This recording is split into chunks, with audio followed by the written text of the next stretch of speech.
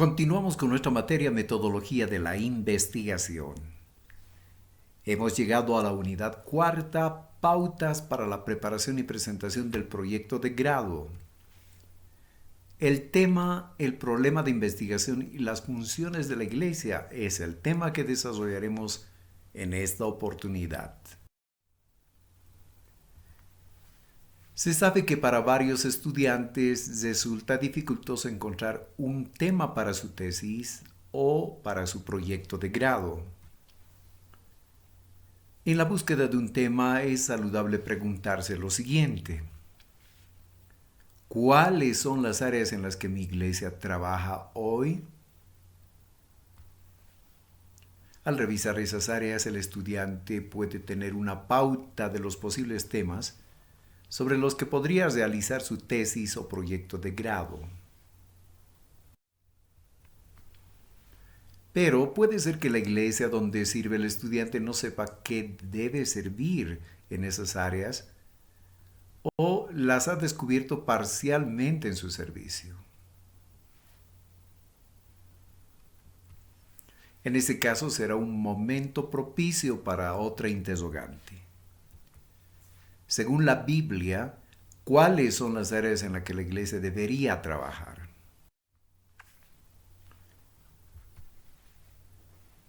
Pero si el estudiante ya definió su tema de investigación y ya identificó el problema, de todas maneras, lo que vamos a estudiar aquí le va a servir para identificar el área al que pertenece su tema y su problema sobre el cual va a girar su proyecto de grado o su tesis. Recordemos que hay que redactar un documento final y en la redacción se va a requerir, por ejemplo, argumentar, se va a requerir escribir fundamentos respecto al tema que hemos escogido, respecto al problema que hemos escogido, y va a ser bueno ahí clarificar a cuál área de las funciones de la iglesia corresponde o de las áreas de trabajo de la iglesia corresponde. Eso va a servir para que puedas darle una dirección más precisa a tu tesis o proyecto de grado.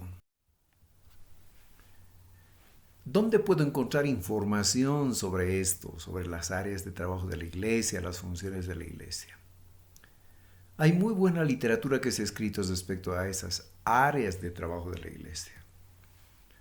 Entre los libros que se puede aconsejar y que son muy buenos están los siguientes: Una iglesia con propósito, de Rick Warren;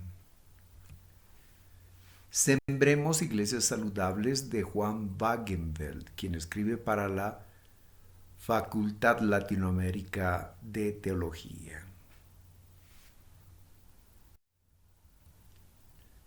Veamos lo que dice Rick Warren sobre las áreas de trabajo de la iglesia. Primero, adoración; luego, evangelización; comunión; discipulado y servicio. 5 áreas en total.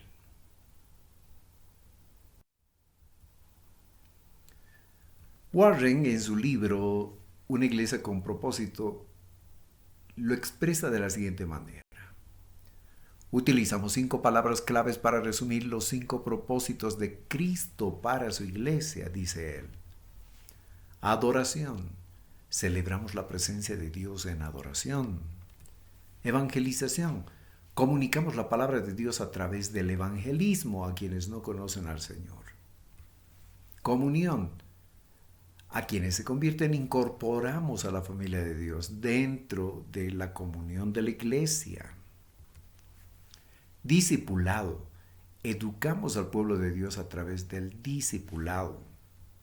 Servicio: demostramos que Dios ama a través del servicio que la iglesia presta al prójimo.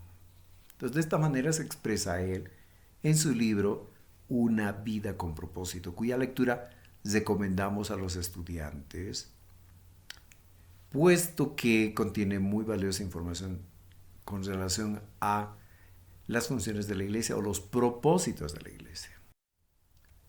Áreas de trabajo de la iglesia según Juan Wagenveld, veamos ahora. Él coloca en primer lugar a la proclamación, también podemos llamarle predicación. Luego la enseñanza, el servicio, la comunión y la adoración. Como podrás ver, Juan Wagenveld coloca la adoración en quinto lugar. Warren coloca esto en primer lugar. Y comparando también en las coincidencias, vamos a encontrar que en adoración, comunión, servicio, hay coincidencias entre Wagenveld y nuestro hermano Rick Warren. Donde no hay coincidencia es en el punto 1 y 2. Por ejemplo, Wagenveld al discipulado le llama enseñanza en general. Y Wagenveld agrega la parte de la proclamación o la predicación en el punto 1. Entonces esas serían algunas de las diferencias entre estos dos escritores. Juan Wagenveld expresa de la siguiente manera en su libro. Dice, 5 áreas de trabajo que exigen nuestro mayor esfuerzo para realizar una labor bíblica responsable. Así que 5 áreas. Warren le llama propósitos de la iglesia. Primera área de trabajo, la proclamación. Luego la enseñanza, el servicio, la comunión y la adoración. Estas 5 funciones, dice Wagenveld, se pueden tomar de un estudio de todo el consejo de Dios en cuanto a la iglesia. Pero lo vemos de forma clara y concisa en Hechos 2, 41 al 47. Termina diciendo Wagenveld. Otra forma de clasificar las funciones de la iglesia es la siguiente. Clasificar las funciones en 2 ámbitos grandes, que sería el ámbito ministerial y 2, el ámbito administrativo. Dentro del ámbito ministerial estarían 2 aspectos, la ministración a Dios y la ministración al prójimo. En el ámbito administrativo habrían los siguientes componentes o las siguientes subdivisiones, que sería la administración del personal que sirve en la iglesia, la administración de las finanzas de la iglesia, la administración de los documentos, la administración del equipamiento, de la infraestructura, la comunicación y el campo legal. Veamos ahora un desglose del ámbito ministerial. La ministración a Dios. ¿Cómo ministramos a Dios? Sería la pregunta para esta parte, ¿no? Y la respuesta bíblica es, ministramos o servimos a Dios hablando con Él, comunicándonos con Él. Técnicamente, a esto se llama oración. Y bíblicamente también. ¿De qué otra manera más le ministro al Señor o debo ministrarle o servirle al Señor? Pues por medio de la alabanza y la adoración. Con y sin música, con danza y de otras maneras, pero por sobre todo obedeciéndole, que es la expresión más grande de adoración. ¿Cómo le ministro a Dios o le sirvo a Dios? Y la Biblia nos responde, pues por medio de tus contribuciones personales, presentándoselo a Él. ¿Y cuáles son esas contribuciones? Según Deuteronomio capítulo 12, son la ofrenda, el diezmo, la primicia, la promesa y otras contribuciones. Es por eso saludable que en las iglesias de hoy, cuando termina la alabanza y se tiene que presentar las ofrendas, no digamos, ahora vamos a recoger las ofrendas y los diezmos, las primicias y otras contribuciones.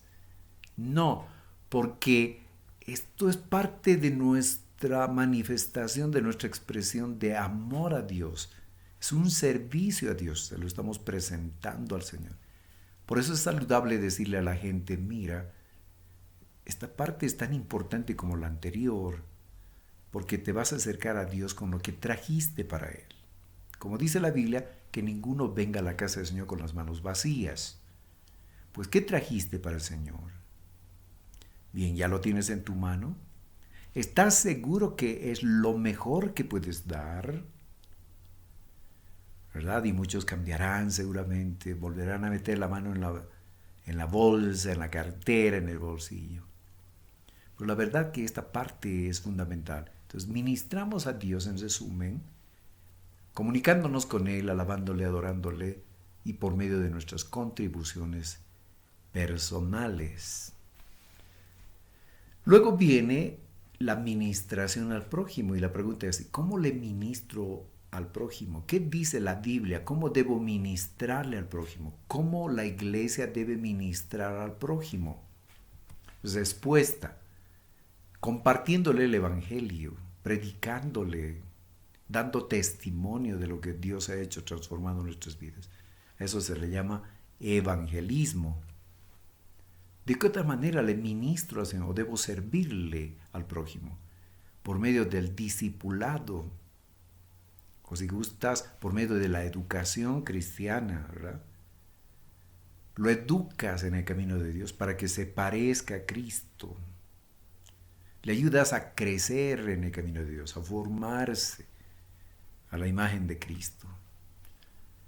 ¿De qué otra manera? Pues teniendo comunión con el prójimo, incorporándolo a la familia de Dios.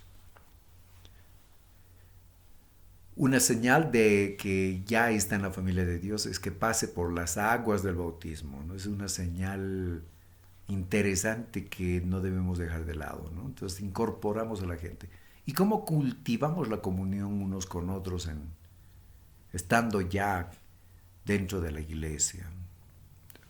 De todo eso, entonces trata el área de comunión. Luego, la siguiente pregunta, ¿y de qué otra manera más puedo servir al prójimo? Pues a través del servicio social, porque tu prójimo tiene necesidades no solo espirituales, tiene necesidades intelectuales, tiene necesidades psicosociales o psicoafectivas, tiene necesidades físicas. Entonces puedes ministrarle al prójimo atendiéndole sus necesidades intelectuales, por ejemplo. Si no ha sido alfabetizado, pues la iglesia debería propiciar un programa así.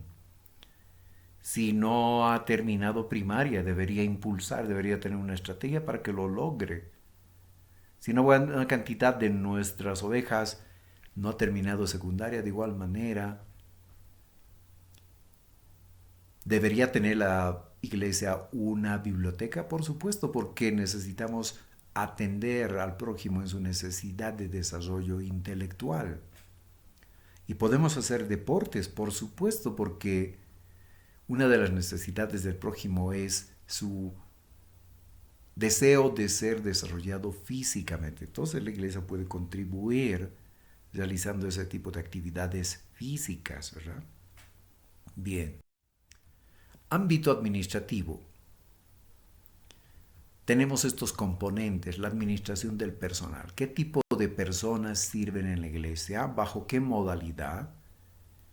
¿Tienen un contrato de trabajo? ¿Se les paga un salario? ¿Qué tipo de pago se efectúa con ellos? ¿Son voluntarios? ¿No se les paga nada? Todo eso, y además, por ejemplo, hay que preguntarse, ¿cada uno sabe qué funciones tiene que cumplir? ¿Esas funciones se las han entregado de manera escrita? Hay reuniones de personal, hay inducción cuando hay una persona nueva que comienza a servir en la iglesia, hay un proceso de inducción. ¿En qué consiste ese proceso de inducción? se le orienta respecto a las tareas que tiene que desarrollar, desempeñar, sabe a quién tiene que sujetarse, sabe a quiénes tiene que dirigir y cosas como esas se toca, entonces se ve en la parte de administración de personal. Luego en el campo de las finanzas, ¿quién administra las finanzas? ¿Qué tipo de ingresos tiene la iglesia? ¿Qué tipo de gastos? ¿Hay ahorro de la iglesia? ¿Las cuentas bancarias a nombre de quiénes están? ¿Quiénes administran las cuentas bancarias? ¿Hay reglas fundamentales para la apertura de cuentas bancarias, para el manejo de esas cuentas bancarias? ¿Qué tipo de informes se dan? ¿A quiénes se dan esos informes? ¿Y por qué se les da esos informes? ¿Se hacen balances, estado de resultados? ¿Hay auditorías? Luego, en el campo de los documentos, ¿qué tipo de documentos administra la iglesia? ¿Quién lo administra? ¿Cuándo lo administra? ¿Cómo lo administra? Hay una oficina para el archivo de los documentos. ¿Qué tipo de documentos tiene que manejar? Hay libros de actas. ¿Qué tipo de correspondencia se maneja? Luego el equipamiento. ¿Qué tipo de equipamiento tiene la iglesia? ¿Quién está a cargo del equipamiento? ¿Cada cuánto tiempo se hace mantenimiento de ese equipamiento? ¿Quién efectúa las compras? ¿Bajo qué parámetros? Hay un inventario del equipamiento. Luego la infraestructura, es decir, la edificación. Y también la comunicación. ¿Quiénes se comunican?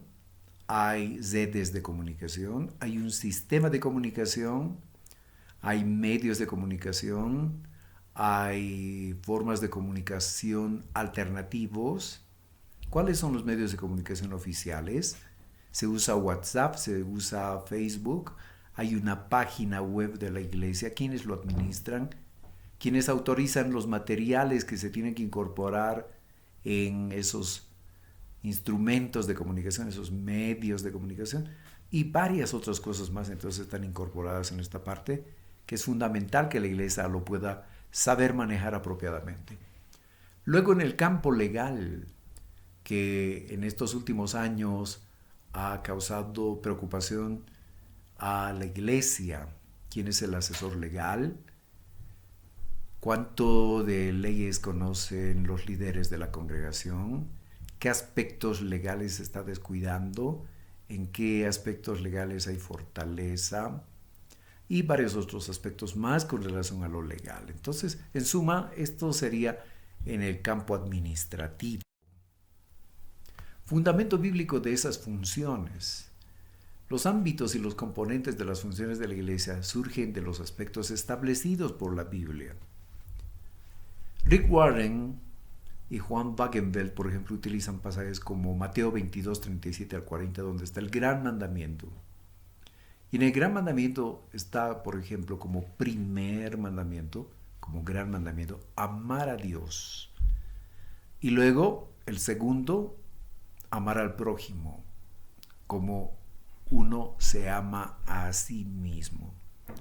Rick Warren hace derivar entonces de ahí la adoración, por ejemplo, la oración, la presentación de las ofrendas y los diezmos. Luego está la gran comisión y de hacer discípulos a todas las naciones, bautizándolos, es decir, haciendo que se incorporen a la iglesia y tengan comunión con los demás creyentes, con las demás ovejas. Enseñándoles para que sean discípulos, para que crezcan, para que ejerzan su ministerio. Predicando con el poder y la autoridad de Jesucristo, siendo testigos llenos del Espíritu Santo. Mateo 28, 19, 20, Marcos 16, 15 y por supuesto Hechos 1, 8. Entonces estos son los pasajes bíblicos que nos dan la pauta de las funciones de la iglesia. Con relación a lo administrativo, pareciera que la Biblia no toca ese aspecto y que la iglesia no debería manejar. Son cosas, que no son del espíritu, ¿verdad? Pero no es así.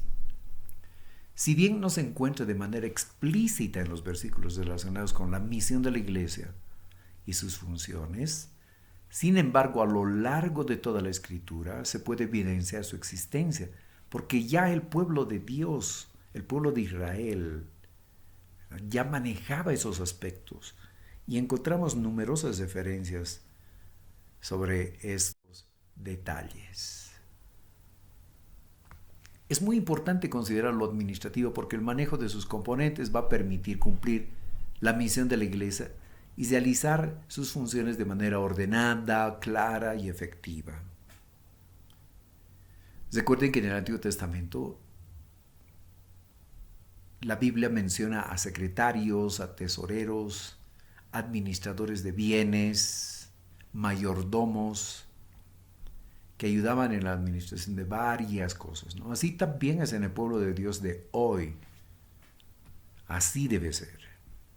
Los principios, procesos y procedimientos administrativos ayudan entonces a que seamos buenos mayordomos de nuestro Señor.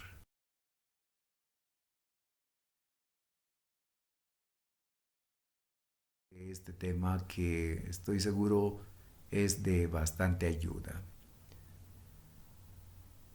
Gracias por tu participación, por tu asistencia y te invito para la siguiente sesión.